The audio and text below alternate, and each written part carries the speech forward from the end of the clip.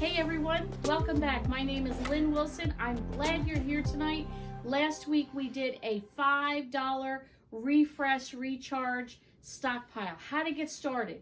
I've never had one. I have no money. I have $1. What do I do? How do I do this? Okay, so we're going to show you tonight not only how to add $5 to your stockpile. I'm going to review what we did last week, but we're also going to do how I do it anyway. I do things very simple. How do I rotate my stockpile? So stay tuned. We'll see what we're going to do with that.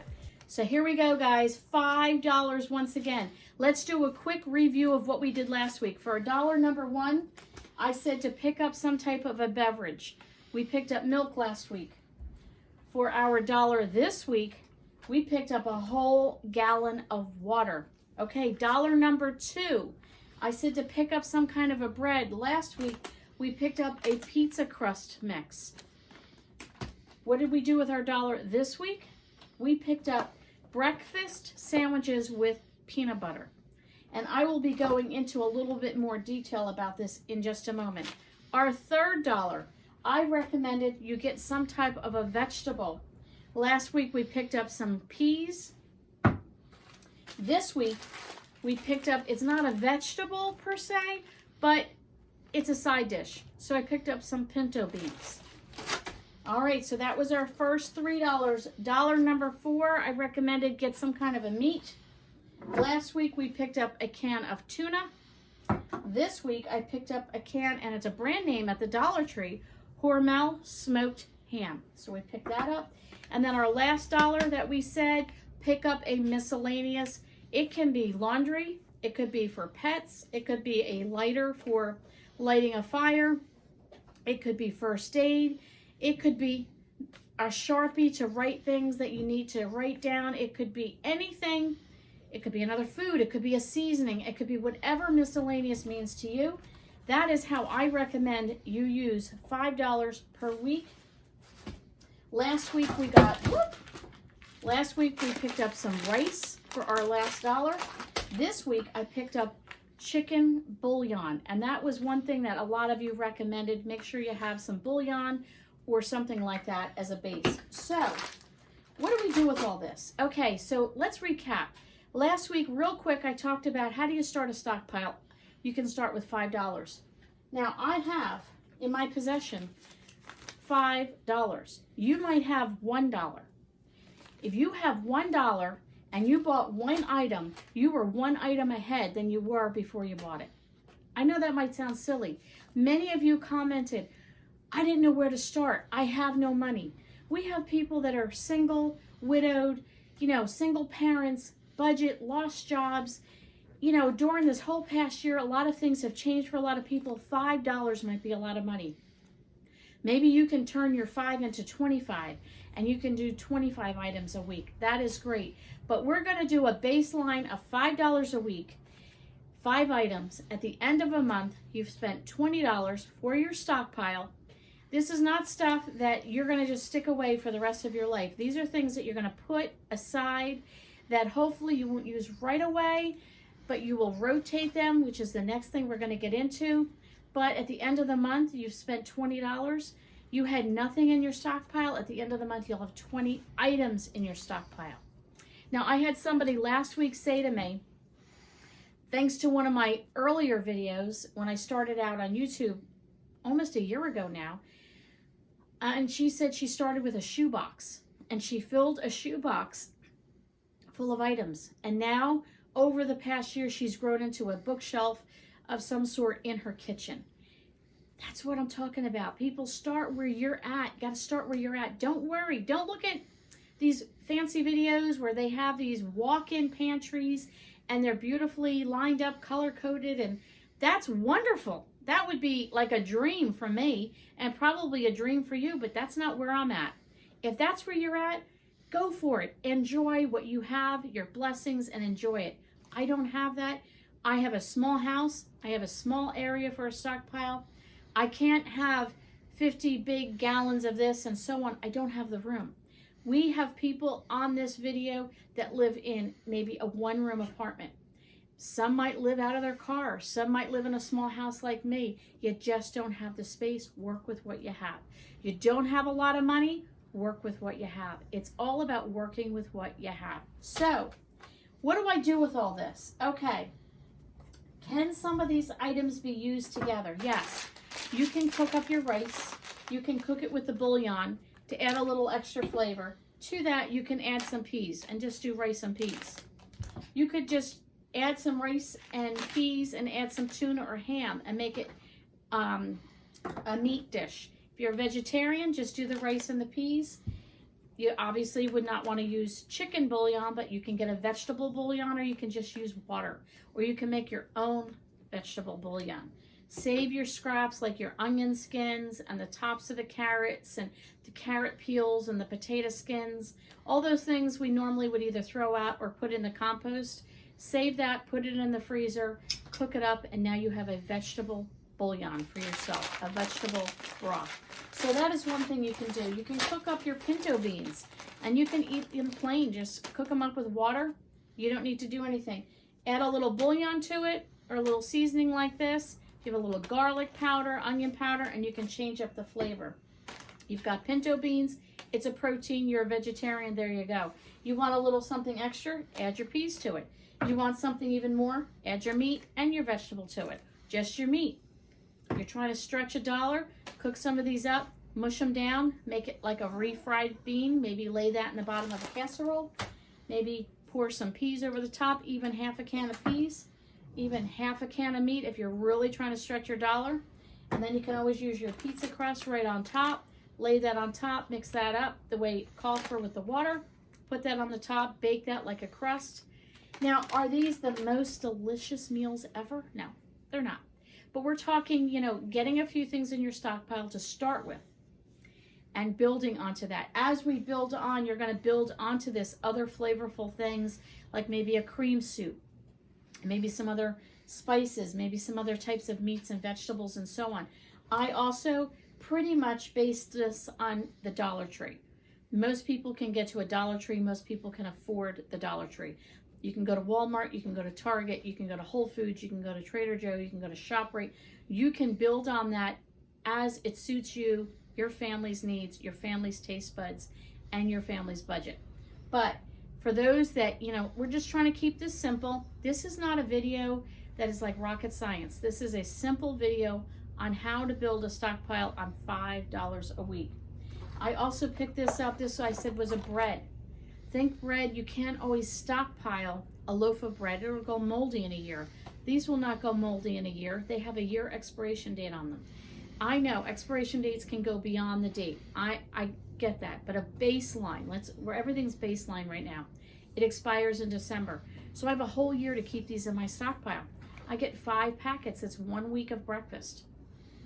If I couldn't afford much, I have 1 box of a bread, a biscuit with peanut butter. Is it the perfect peanut butter? Again, no. We're talking about doing what we have to do to sustain ourselves to get by. Maybe till payday, maybe till the next time you can get a side job to get a few extra dollars.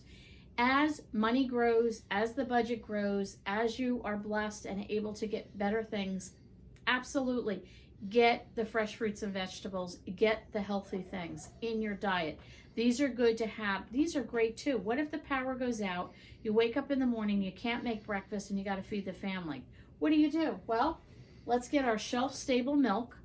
That's perfectly fine. I even had somebody come on and comment that her husband opened this up and poured a glass kind of hesitantly and said it tastes like real milk. Well, it is real milk, and I get what you're saying. It tastes like real milk. Sometimes you get things and you're like, ugh.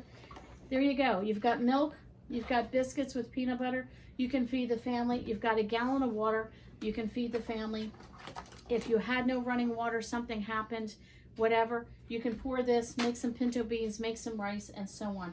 So you can see how these things can mix and match. Are they the perfect balance? No. We're not talking perfect balance. We're not talking perfect menu, diet, and all the rest. We're talking filling a stockpile. Your refrigerator hopefully has a few items in it, and you have a few things in your pantry, in your kitchen. These are items that you're stocking away for the future. Eventually, you'll want to have a few of these milks. These milks expire, this is not till August 2022. So like, listen, I got time. You know, you're baking, I buy organic milk, my normal everyday milk.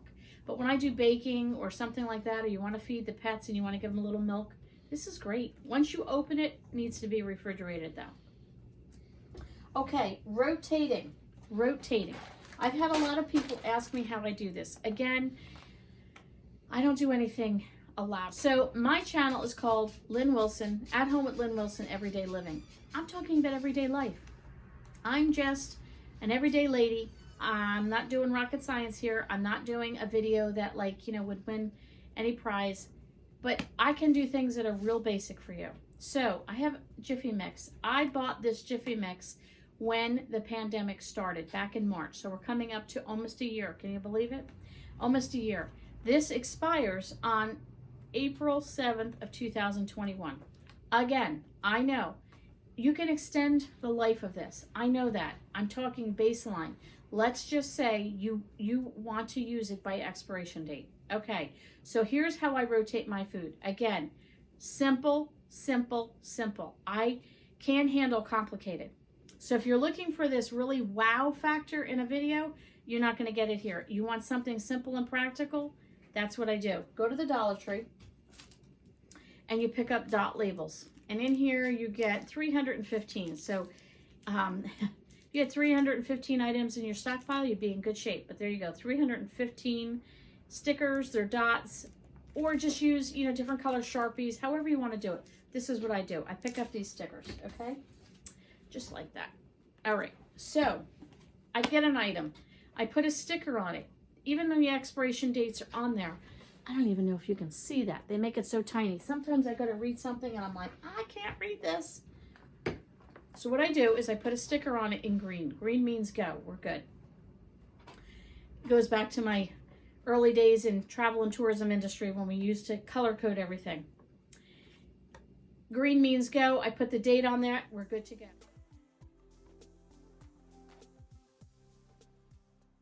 Now, at a quick glance as I go through, I don't have to pull the item out to read the white on the blue and it's hard to see. I can quickly see the date. As I go through, I buy other Jiffy, I buy other types of maybe baking mix or whatever. I'm keeping similar items, like items together. I can look in my stockpile and see this date and I can keep going, ooh, that's coming up. Okay, this is, you know, we're in January. April's not that far off. Now for me, I need to start about 3 months ahead saying, Lynn, remember, this is an item you would like to use up. For some people, you might do it differently. This is how I do it. So April to me is coming up. I would want to notify myself, remember to use this up soon. Well, how do I do that? You know, memory, over 50, you don't remember things. You're busy, you don't remember things. This is what I do. I take the next color sticker I use is yellow. I know, this is maybe too simple for some of you. It works for me. Now this is in my stockpile. All right, so I have my green one with the date and I have a yellow dot. I know the yellow dot means I've got about 2 to 3 months before I want to use this up. I don't even have to look at the date. I can go yellow. Okay, I have 4, 5, 6, 7 yellow products. I know then I'm coming up to, and check it, I would recommend you check your stockpile at least once a month. Really, you should be, every time you buy product, you buy a new can of meat, you put this one in the back like you would in the grocery store, and you move the others up front. However you need to do it, depending on the size and the space that you have and so on. Yellow dot to me is a warning. Think about, you're going to need to use this up. Now I'm rotating my stockpile. I go in there, I'm moving things around. Always keep your stockpile clean. Keep the dust out. You want to keep everything in containers. We'll be talking about that more next week, to keep the rodents out, to keep the bugs out, and so on and so forth. It's yellow. Now I look and it's April. Let's say this is the middle of March and this is April 7th. And I'm thinking in my mind, I want to use this up in the next month. Okay? I'm telling you, I'm keeping it simple. Color codes work for me. You might think this is silly, but I'm telling you, this works. It's practical. Green, we're good to go. Date is on it, quick glance. I see yellow, I know within 3 to 4 months, any of the yellows are things that I'm going to want to use up. Now I see a pink on it, red flag. To me, that one, Lynn, you want to use up in the next 2 to 3 weeks, at the most a month. What I usually try and do when I have a pink is I gather those items up, I put them on a basket in the kitchen, and then I have to pull and kind of do a pantry challenge from those items that are in the basket, and I have to use those items up. If it's something that when I get to the yellow stage and I still have 3 to 4 months and I think, I'm never even going to use this, I don't like it, I'm sick of it, I've eaten as much as I can, I'll probably just donate it or give it to somebody, and it's still got time. When you're getting this close to the date, you know, you could give it to a friend and say, hey, this is coming close to expiration date, can you use it, is one thing. But don't put it in a food bank, or don't put it somewhere where you know it's no good in 2 weeks. And if somebody's really hurting for food, don't give them something that's almost expired. Give them the best. You know, if somebody's really down and out and hurting, they don't need our expired food. They need something that they can, you know, hang on to for a while and put it on their pantry shelves. So that's it, guys. It's real simple. Dollar Tree stickers for rotating my food. Again, I buy new. The new goes in the back and the old goes toward the front, and I just keep rotating it that way the best that you can within the space that you have. How do you quickly know how to rotate and the dates? I use a simple color-coded method. I buy these stickers at the Dollar Tree. Green means we're good to go. The date is on it. Yellow means I'm 3 to 4 months out from the time that it would expire when I would feel comfortable using it. Pink or red means red flag. I need to use that up within a few weeks to a month at the most. Most likely, I will pull that anything with a pink sticker out, put it in a basket on my table, and know in the next few weeks to month, these are the items you need to use up from your pantry. Okay, guys, that is it. Next week, come back. I'll have 5 more items added to the stockpile. We'll see how we can mix and match those items. I'll be talking to you about simple storage solutions in a small space. It's not rocket science. It's things that I have used that really work for me, that are affordable, that maybe would give you some tips and helps on how you can store some of your items. Don't forget, it only starts with $1 to start your stockpile. If you can do more than that, great. If not, start with $1 and build your stockpile up from there. Thanks for coming over. Thanks for spending time in my home. Thanks for inviting me in your home. And I hope you and your family are well, and we'll chat on the comments below.